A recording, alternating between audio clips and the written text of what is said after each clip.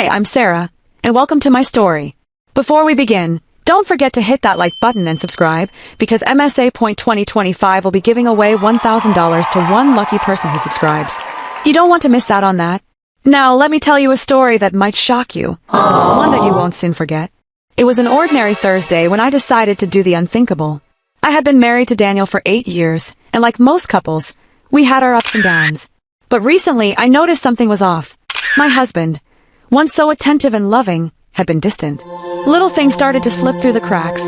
He was always on his phone, coming home late, or making excuses about where he'd been. The worst part, I had a nagging feeling in my gut that he was seeing someone else. I couldn't shake it. No matter how much I tried to convince myself I was being paranoid. My best friend, Emily, told me I was overthinking, but deep down I knew something wasn't right. One day, I decided I couldn't wait any longer. If he was really cheating on me, I needed to know for sure.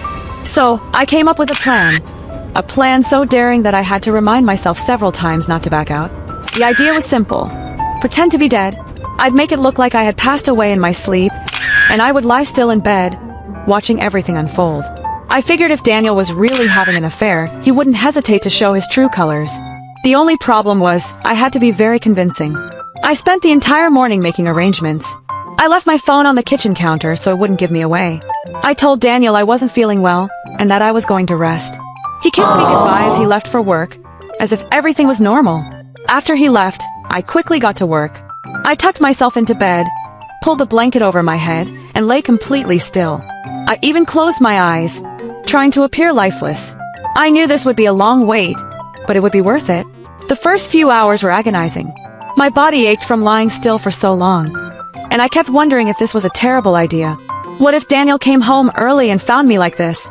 I could barely hold my breath as I waited for any sign of movement in the house. Around 3 in the afternoon, I heard the front door open. My heart raced as I tried not to move a muscle. The footsteps that followed were light, cautious.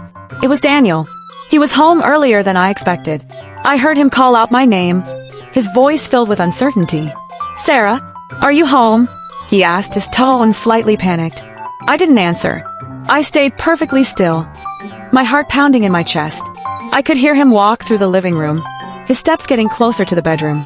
When the door creaked open, I held my breath, praying he wouldn't see me move. I heard him pause in the doorway, his gaze lingering on the bed. "Sarah," he whispered again, his voice soft now, almost nervous. I could tell he was unsure of what to make of the scene. The silence stretched on for a few more moments. And then I heard it, the sound that made my blood run cold. A woman's voice, faint and distant, but unmistakable. "Is she really gone?" the voice asked. My heart stopped. I knew that voice all too well. It was Jessica, my younger sister. I was in shock, but I remained as still as possible.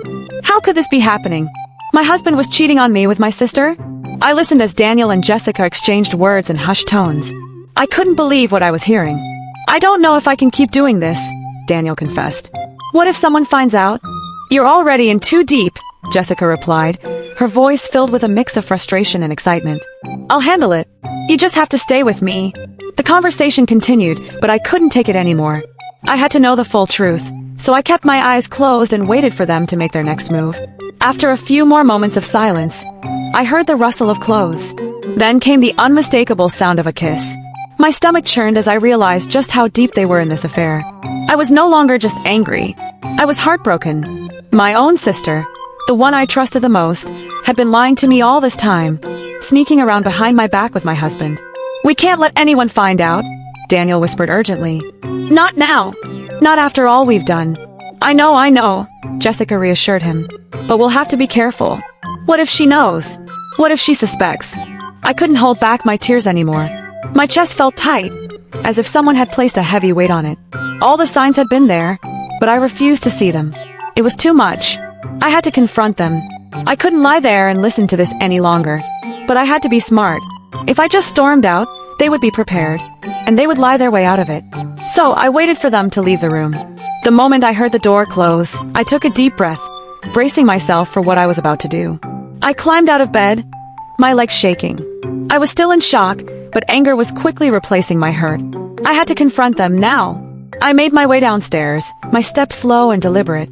I could feel the tension building in my chest, but I had to remain calm. If I acted too soon, They would just deny everything. When I reached the living room, I saw Daniel and Jessica sitting on the couch, talking quietly. Their faces were close, and they didn't even notice me standing there. Without saying a word, I walked up to them. They both looked up in surprise, and for a moment, the room was filled with complete silence. "What's going on here?" I asked, my voice steady but filled with venom. Daniel stood up quickly, his face going pale. "Sarah, you're alive," he stammered, clearly caught off guard.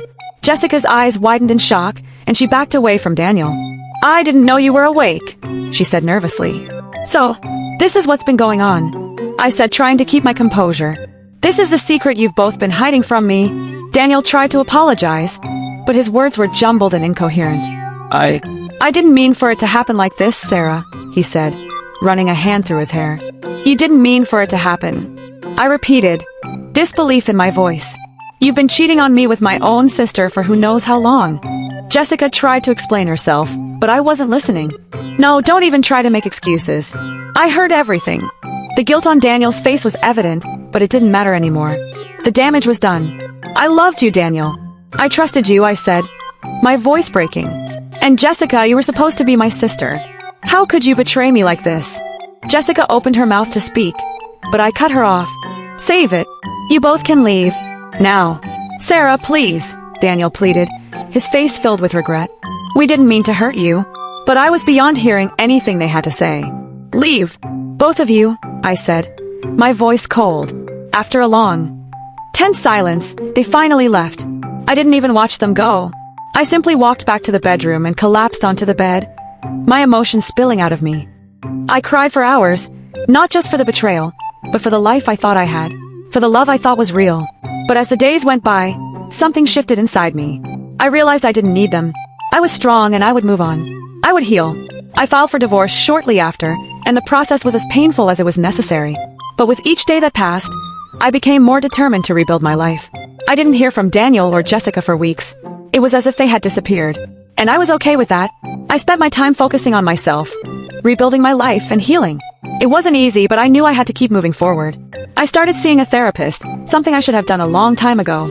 It helped me process everything that had happened. Eventually, I started dating again, cautiously. I wasn't looking for anything serious, just someone to help me rediscover trust. And you know what? I did find someone. Someone who treated me the way I deserved to be treated. I never did see or hear from Daniel or Jessica again. I suppose they realized their actions had consequences. I learned a lot from that experience. Most importantly, that I was capable of handling anything life threw at me. I also learned that trust is everything. And when it's broken, it's nearly impossible to rebuild. But that didn't mean I couldn't find happiness again. Sometimes, life's greatest lessons come from the darkest moments. And in the end, I became stronger because of it. So if you're ever in a situation like mine, remember this. You are enough. You deserve loyalty, honesty, and love. Never settle for less. As for Daniel and Jessica, I have no idea where they are now. And frankly, I don't care. What matters is that I've moved on. I've found peace, and that's all I need. And so, that's the story of how I caught my cheating husband and my sister in the most unexpected way. Thanks for listening to my story. Don't forget to like and subscribe for more. And remember, life is too short to stay stuck in a toxic situation. Always choose happiness,